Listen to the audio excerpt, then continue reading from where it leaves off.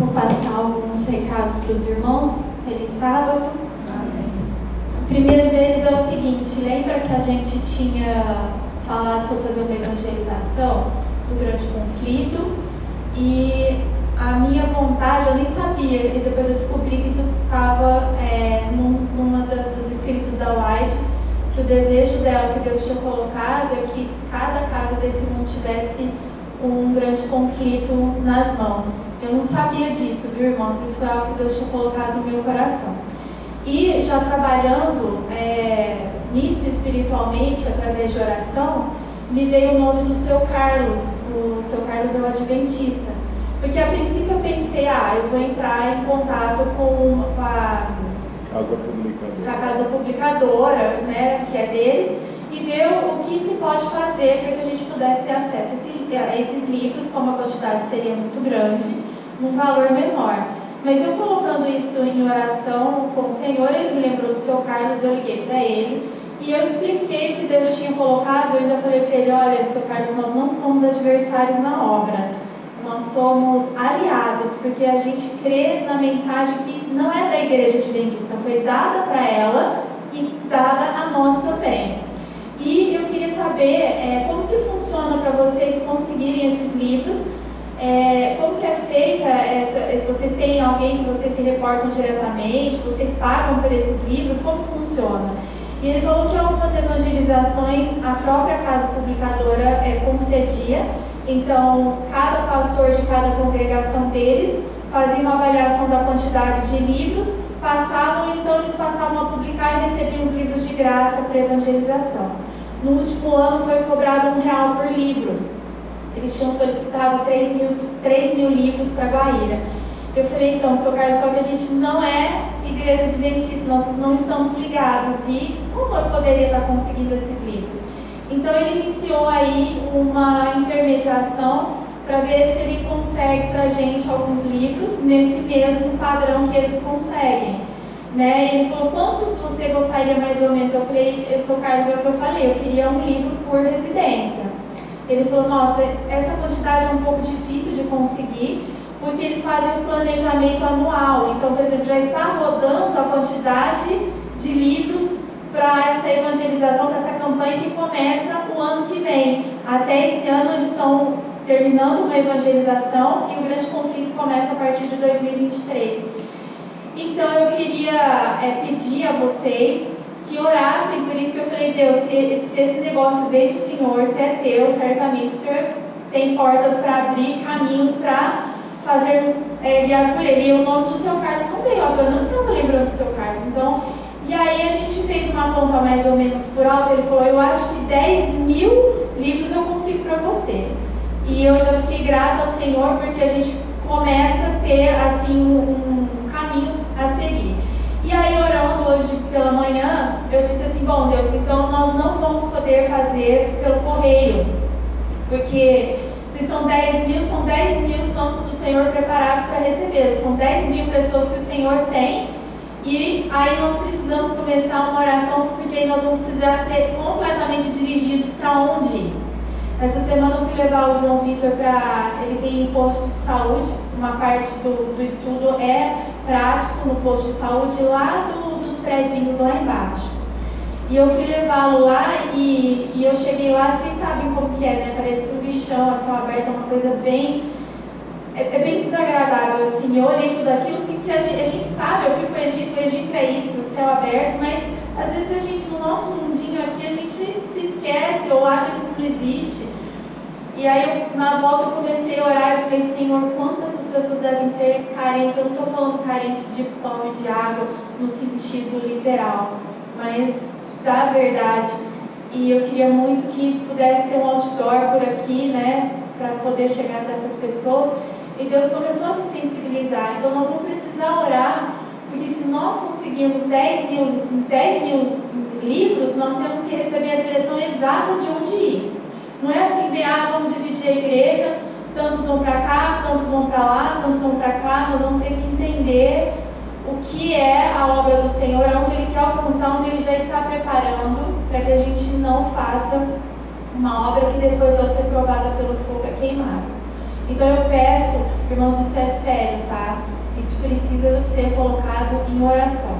E aí ele me falou, eu já tinha insistido disso, ele falou assim, te interessa aquela Bíblia de estudo legado? Lembra que eu falei para vocês? Essa Bíblia aqui é a King James, versão 1611.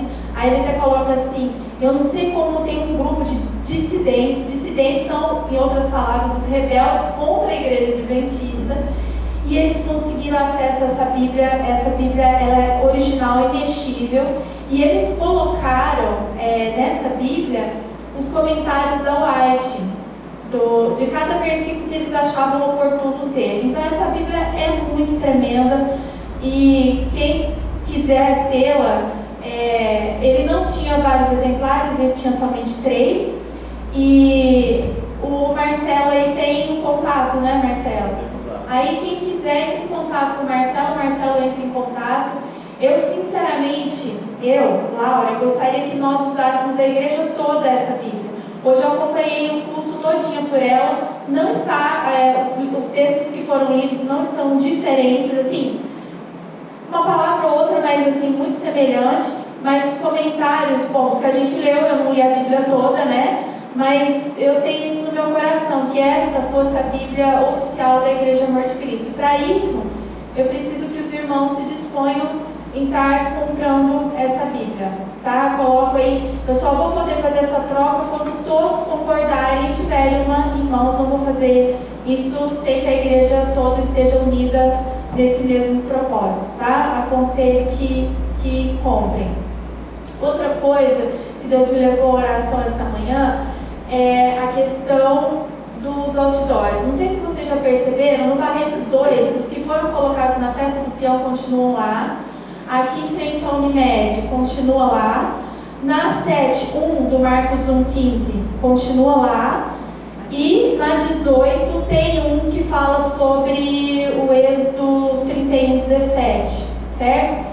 Então, nossas orações não podem parar, irmãos. Nós temos que orar porque os outdoors estão aí. A vigília começou, mas ela não terminou. A nossa mente limitada pensa, ufa, estou livre, terminou. Não. Nós iniciamos um trabalho, nós estamos começando a entender o que é amor de Cristo.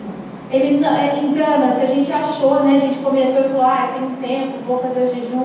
Não terminou, apenas começou um processo de santificação através do amor às almas.